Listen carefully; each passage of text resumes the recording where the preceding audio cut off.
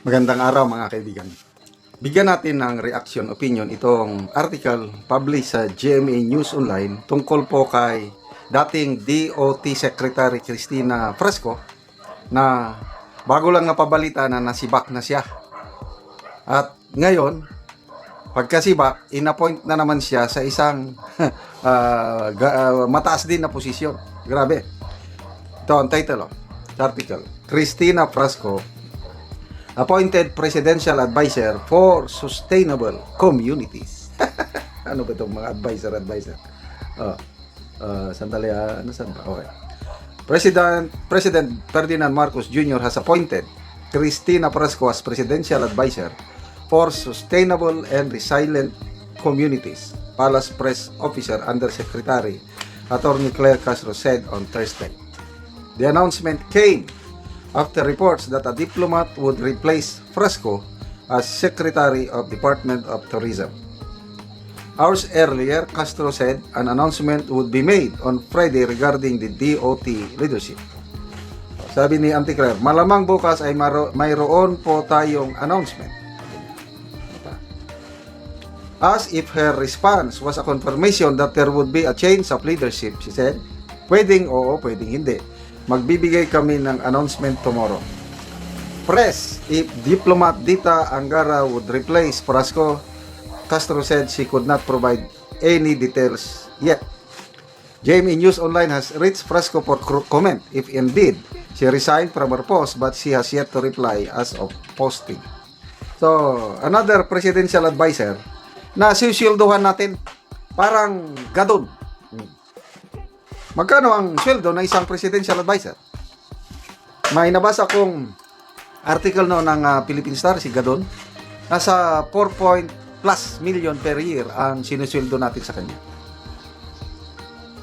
Ano naman ang naitutulong ni Gadon? Ano ba ang pakinabang natin sa kanyang serbisyo? I don't know sa inyo kung meron kayong nararamdaman. Ang akin, yun lang pagdadada niya na taga-depensa ng Pangulong Marcos. Yun lang. Naging ano siya ng Malacanang, atake rin sa mga Duterte. Yun, pinabayaran natin si Gadon sa pagsasalita niya laban sa mga Duterte. 4 million sa isang taon. Sobra pa, kasama na sweldo, mga allowances, perks, benefits. So ito na naman, another presidential advisor, tinanggal na nga sa pwesto dahil lumalabas na naging hindi magandang pagdadala niya sa DOT, tapos bibigyan na naman ng posisyon. Ano bang dahilan pa? At anyway, prerogative ng Pangulo yan. Ang nakikita ko, malaking utang na loob niya sa mga Garcia sa Cebu dahil nanalo siya noong 2022, malaking boto na nakuha niya sa Cebu. Kaya yun, this time around, marunong siyang tumanaw ng utang na loob. Dalawang probinsya yan eh. The largest vote-rich province, Cebu. At dahil nanalo si PBBM dyan, yan, nagbabayad ng utang na loob. Ginawa niyang sekretary ang anak ni Governor Garcia. After that, tinanggal nga sa pwesto, binigyan pa rin ng position presidential advisor. So anong makikita natin dito kay PBBM? Wow, marunong siyang magbayad ng utang na loob.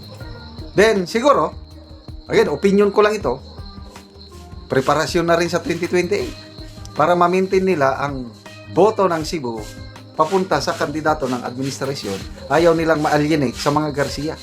Ang tanong, may asim pa ba ang mga Garcia sa Cebu? Yun ang tanong. Kasi natalo nga si Gwen Garcia eh. Tinalo siya ni Governor Pam Marcuatro. So kung ayaw nilang ma-alienate ang Garcia dahil pinaghahandaan ng 2028 election para sa kandidato ng administration, ay tingnan natin kung makaka-deliver pa ba sila ng boto. Another province na may malaking utang na loob si PBBM, Cavite. Panalong-panalo rin siya dyan. Second vote-rich province ang Cavite. Kaya, magkapatid na Rimulya, ginawang secretary. Hindi ginawa pa ang ombudsman yung si Boyd. Kaya, ayan. Dito mo makikita ang pagtanaw ni BBM malaking utang na loob sa mga Rimulya at Garcia. But, ang tanong, kumusta naman ang utang na loob niya sa mga Duterte? Una, mananalo ba si BBM kung hindi siya tinulungan ni BP Sara? I don't think so. Walang BBM na presidente ngayon pag hindi nakipag-team up si BP Sara sa kanila. O, Mayor Sara pa. Diba? Yung tatay niya, ilang taong na nakalagay lang sa refrigerated coffin, lang. Napasyalan ko nga sa Sarat noon eh. Nandun lang, nakahiga lang sa kabaong nasa lamig. Mabuti at nagkaroon ng tatay digong natin na may political will. Sabi niya, wala namang batas na nagsasabi na bawal siyang mailibing dyan dahil dati siyang sundalo. Ilibing! O yun, ay palibing.